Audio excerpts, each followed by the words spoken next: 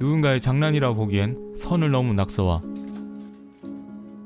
쇼핑을 할 때도 주변 사람들의 눈치를 보고 이번엔 반갑게 인사를 건네는 이웃인 줄 알았더니 Enjoying yourself? Sorry. I hope you rotten hell, you fucking bitch. 싸다고도 모자라 저주 섞인 말까지 퍼붓는데 그녀는 왜 이런 취급을 받는 걸까요? 한때는 전세계를 돌아다닌 여행가로서 자유로운 삶을 만끽하던 에마. 그러던 어느 날 지극히 평범한 프랭클린과 만나 사랑에 빠지게 되었죠. 불같이 열정적인 사랑 덕분이었을까요? 에마는 그만 임신을 하게 되는데 마음의 준비도 없이 아들 케빈이 태어나면서 넓고 넓었던 그녀의 세계는 집과 아이로 축소됩니다. 게다가 아무리 어르고 달래도 진정되지 않는 아이 울음소리는 에바의 삶을 근심과 불안으로 가득 채웠고 공사 현장의 소음이 그녀에게는 더 달갑게 들릴 정도였죠.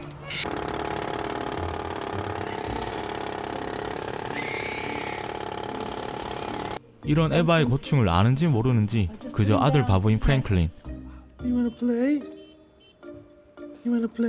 그녀의 속은 점점 더 타들어갑니다. Kevin? Ball? Ball? 어느덧 5살이 된 케빈. 이제는 에바와 잘 지낼 수 있을까 했는데 5살이 되도록 단 한 번도 말을 한 적이 없고 그녀의 무슨 행동에도 반응이 없었습니다. 혹시나 케빈에게 어떤 문제가 있는 게 아닐까 걱정하지만 When he was a baby, he never stopped screaming. I thought maybe it had damaged his hearing. No, his hearing's fine. I wouldn't worry about it too much. 신체에는 아무런 문제가 없었던 케빈이 드디어 처음으로 한마디를 내뱉습니다. Well, little Kevin came along. You know that? 이날 이후로 케빈의 이를 모를 반항은 더욱 심해지고 마찬가지로 에마 또한 날카로워지죠.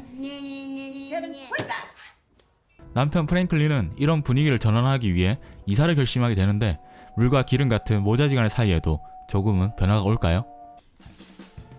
처음엔 이사를 반대했던 에바였지만 자신만의 공간을 꾸미면서 일상에 지쳐 무색해진 설렘을 다시 느끼게 되고 조금씩 힐링하기 시작하는데 여전히 싸가지 없는 말투로 찬물을 끼얹는 케빈.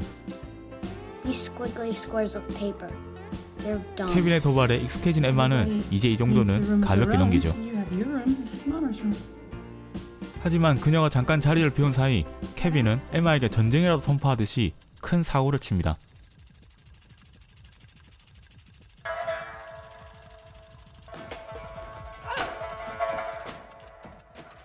이뿐만 아니라 에마가 원하는 답변이 무엇인지 알면서도 미친 척을 하기도 하고 What comes after 7? 71. 일부러 똥을 지르기까지 합니다. 여기서 끝나면 전쟁이 아니겠죠? 방금 간 기저귀에 또 지려버리기. 에마가 간신히 붙잡고 있던 이성의 끈이 끊기는 소리가 들리네요. 하지만 엄마로서 하지 말아야 할 최악의 실수를 저지르게 됩니다. 에마의 약점이라도 잡은 듯이 케빈의 악질적인 행위는 계속되고 반면 아빠 앞에서는 소름 끼치도록 순한 아이처럼 행동했죠. 동생이라도 생긴다면 케빈의 반항이 조금은 수그러들 거라고 생각했던 걸까요? 에바는 둘째를 임신하게 됩니다. 그렇다면 아기가 어떻게 생겼는지 설명을 해야 하는데 이게 참 어렵죠? It's just about fucking. 생각보다 잘 알고 있네요. You might like it. What if I don't like it? Then you get used to it. Just because you're used to something doesn't mean you like it. You're used to me. 보기보다 조숙한 케빈은 에바의 뼈를 때리는 말들을 참 잘하는 것 같습니다. 어느덧 시간이 흘러 15살이 된 케빈. 그리고 너무나도 귀엽게 자란 여동생 실리아. 이런 여동생이 있다면 어떤 오빠라도 잘해주고 싶겠죠. 하지만 케빈은 달랐습니다.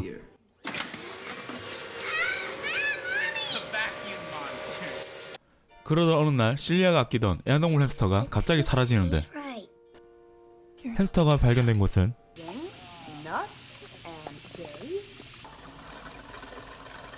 누구의 짓인지는 분명히 알고 있었지만 물증이 없으니 차마 입 밖으로 얘기할 수가 없었죠. 하지만 에바가 더 이상 참을 수 없는 사고가 일어납니다. I put it away. Then how did it get out?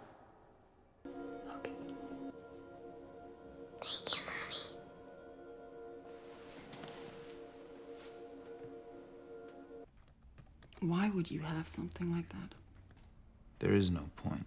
이쯤 되면 케빈이 진정한 사이코패스라고 봐도 무방하겠죠? 항상 증거는 없었지만 케빈이 점점 이상해지고 있음을 이제서야 깨닫게 된 프랭클린. 케빈을 가족과 떨어뜨려야겠다는 힘든 결정을 하게 되는데 하필 이 얘기를 케빈이 듣게 됩니다. I am the context. 그리고 며칠 뒤 학교에서 걸려온 전화 한 통은 그녀의 인생을 지옥으로 떨어뜨리게 되죠.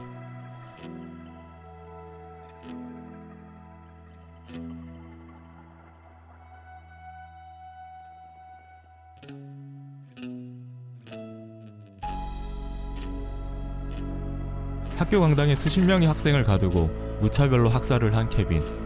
그의 표정에는 어떠한 죄책감도 보이지 않습니다. 이 충격적인 소식을 남편과 얘기하기 위해 집으로 돌아오는데 매몰차게 그녀를 한 번 더 짓누르는 무거운 현실이 그곳에 있었습니다.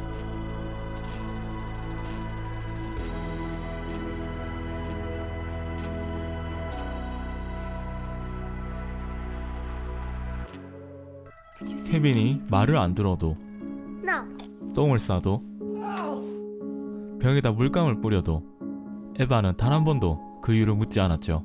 그런데 그녀가 I want 처음이자 마지막으로 you to tell me 묻는 한마디. why. I used to think I knew. Now I'm not so sure.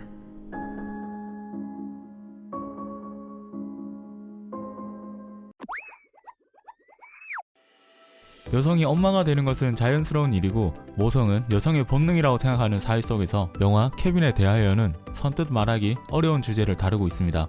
누구보다 자유로운 삶을 만끽하던 에바가 마음의 준비도 없이 케빈을 만나 누군가의 엄마로서 살아가는 그녀의 서툰 모습은 엄마라면 자신의 아이가 언제나 무조건적으로 사랑스러운가? 라는 민감할 수도 있는 질문을 던지고 있습니다. 이렇게 에바의 애정이 담겨 엇갈려버린 잘못된 출발은 어린 케빈의 마음속에 엄마로부터 사랑받지 못함에 대한 증오의 씨앗이 생겨나고 그 뒤틀린 마음이 케빈의 대사로도 표현되죠.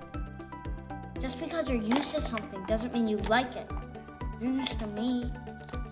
그리고 영화 케빈에 대하여는 어디까지나 에바의 입장, 즉 엄마의 시선에서 아들을 바라보는 관점에서만 진행됩니다. 에바의 시점에서는 케빈의 모든 행동이 이유 모를 반항으로만 보이죠. 하지만 이런 케빈에게도 딱 한 번 순진한 아이처럼 행동한 적이 있었는데요. 그가 몸살로 쓰러져 에바의 병간호를 받을 때였죠. I'm sorry, Mom. 그리고 케빈이 진짜 사이코패스구나 라고 생각할 때쯤 다시 한번 고민하게 만드는 장면이 나오는데 에바가 실린 잡지를 보면서 케빈은 어떤 생각을 하고 있었을까요? 그치만 안타깝게도 케빈은 악질적인 행위에 어떠한 이유도 없었고 학생들을 학살하는 모습은 그가 확실히 사이코패스임을 증명하고 있죠. 그런데 케빈이 그토록 원망하고 괴롭히던 에바를 죽이지 않고 왜 주변 사람들을 죽였는지에 대해서는 아직 의문이 남습니다. 어릴 때부터 에바의 진실된 모성애가 아닌 강요된 모성애를 느꼈던 케빈은 그녀의 진짜 사랑을 받고 싶었기 때문에 이유 모를 반항을 했던 게 아닐까 생각이 드네요. 지금까지 덕무비였습니다.